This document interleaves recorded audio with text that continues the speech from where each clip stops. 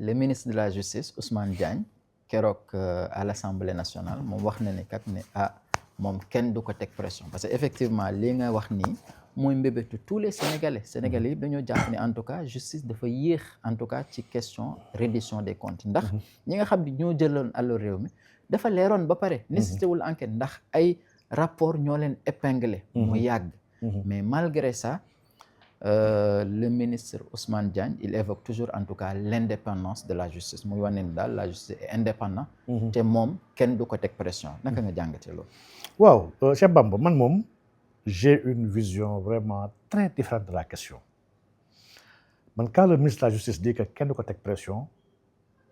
man damay jaaxle ndax le ministre de la justice est une autorité politique d'accord à moins que mu jàppee ba magistrat ba tey c'est une autorité politique l'autorité politique dafa am effectivement de la pression de la population mooy pression la pression de sa société mooy pression la pression de la communauté mooy pression parce qu'il est là pour veiller sur les droits les libertés des citoyens sénégalais et dafa war a am préoccupation nekk dans la célérité et dans la bonne exécution du service public moom bu taxawee ne kenn du ma teg pression il y a un problème mooy kon il est dans une logique corporatiste am dafa nekk kon xalaat ni damay neexoo ak samay ancien naataango loolu c'est un problème man dama gëm ni justice indépendantul Cheikh Bamba dañoo war a bàyyi tappale gis nga la justice ci fa nekk la justice est une institution d'accord ceux qui incarnent la justice sont des fonctionnaires ñoom ils ne sont pas la justice maanaam magistrats yi du ñoom ñooy justice greffiers yi du ñoom ñooy justice avocats yi du ñoom ñooy justice justice c'est un bien commun c'est un commun man li ñu woowee les communs tout comme air bi tout comme ndox bi lu ñëpp bokk la ñu am ñenn ñi xam ne leen délégué ñu nekk des fonctionnaires qui doivent l'exercer et l'assumer pour le bien de tout le monde man un fonctionnaire indépendant je ne le conçois pas dans une société un fonctionnaire ne peut pas être indépendant il y a une interdépendance de l'ensemble des acteurs dans une république afin dans la collégialité ak surtout dans l'agrégation de leurs forces et de leurs missions respectives ñu mën a atteindre ay objectifs yu clairs donc indépendance boobu waxi caaxaan la nul ne doit être indépendant ils doivent être au service de la loi ils doivent faire le travail et rapidement comme tout le monde ñuy xaaree ay résultats ci président dans le président dafa am ay délais noonu tamit la tous les mais compartiment yëpp dañu war a liggéey Cheikh Bamba fan la dëkk bi naa doon dem bu ñu jékki-jékkoon léegi gendarmerie la gendarmerie wala l'armée génn ne ñun nous sommes indépendants ñu ñooy gérer la sécurité de ce pays donc ñun vraiment kenn ñu teg pression même boo amee ay manifestations wala ñenn ñu taxaw sax damay dem daaneel président dañu jël suñu temps toog xalaat fan la jëm na la jëm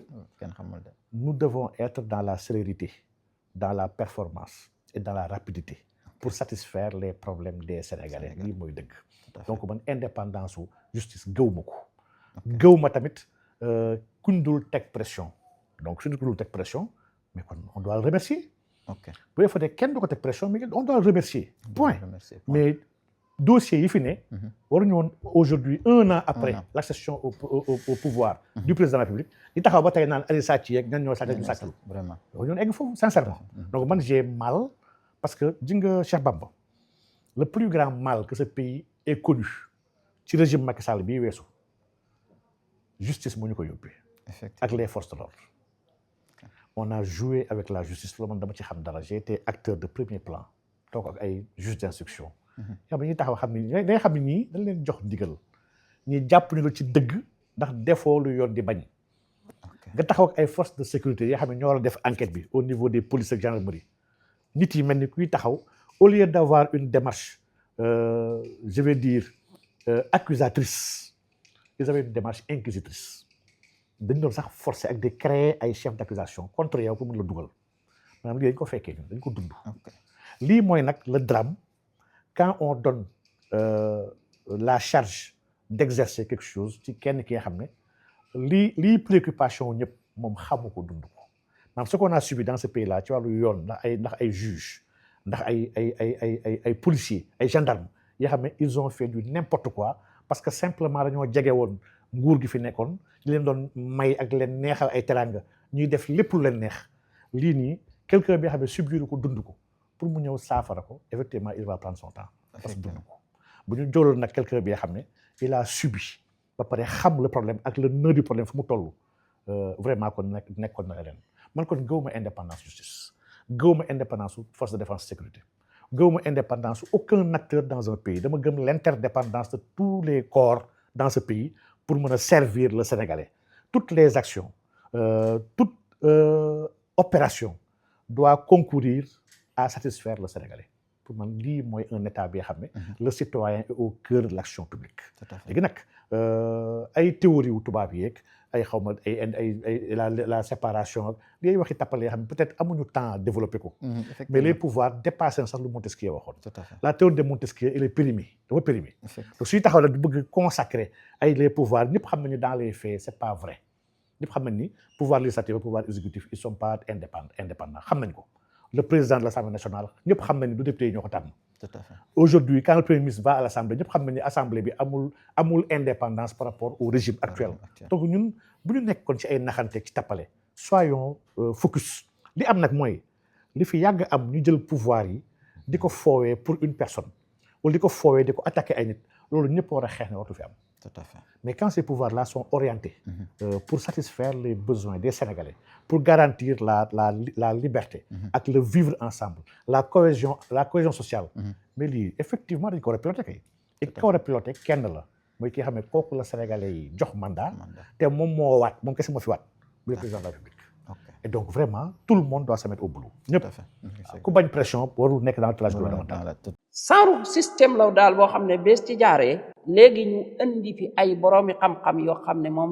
ñu am talent la ñu doon ñu mat li ñuy def ñooña bu ko defee ñu dugalaat leen ci wutalaat leen daara yu mel noonu ñoom it ñu toogaat di formé waat nga xam ne daara ji day tàmbalee benn bu yàggee mu dem ñaar bu yàggee mu dem ñett bu yàggee mu dem ñeent bu yàggee région bu ne mu am fa bu yàggee département bu ne mu am fa léegi projet boobu fan la ñuy jaar ba taxawal lu mel noonu ni muy yombe mooy dañuy songu ab waqfu la ñuy taxawal lan mooy waqfu mooy li nga génnee ci sa alal joxe ko fii sabilillah te mu njariñ li man fii nekk di continuer di dem loolu mooy waqf loolu mooy misaalum waqf mooy yow bi ngay dund yi lay mën a jox tuyaaba yu bari la bokk na ci julli yi ngay julli woor yi ngay woor tudd yàlla yi ngay tudd yàlla jàng alquran dox mbokk lépp lu baax rek mais yooyu boo faatoo day dagg léegi nag lan nga mën a def loo xam ne moom da ngay faatu nag mu di la génne indil ay tuyaaba comme keneen na ko société mbay indile bénéfice mooy def waqf mooy fopp ci sa alal ju mën a doon nag nga joxe ko fi sabilillah comme nga joxe ko ci projet bii man bu ma amoon tey xaalis boo xam ne dama koy def nga xam ne damay xool fa ma gën a indil tuyaaba ci bii laa koy def ci bii kon mbokku jullit yi yoon a ngi nii bunta ngi nii boo xam ne ñun ñëpp bëgg nañ nekk ay milliardaires yawmal qiyam képp koo xam ne sa xol bëgg yàlla moo ci nekk ak bëgg yonent bi kooku buñ la ci wooyee moom da nga naan woo nga naar bi ci goxum soow da ngay ñëw ne ko kay man maa koy njëkki da nga ciy dem ba jeex def ci sa alal